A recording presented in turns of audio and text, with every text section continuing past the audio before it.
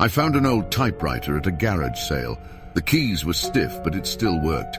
I took it home thinking it'd be fun to write stories on it.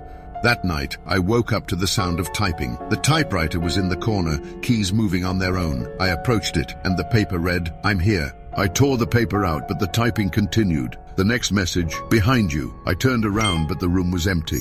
The typewriter kept going faster now. "You can't see me, but I see you." This morning I found the typewriter in my bedroom, the paper filled with one sentence over and over, "You're next." Now the typing never stops, and sometimes I feel a presence watching me from the shadows. I don't know who's typing. I just know they're getting closer.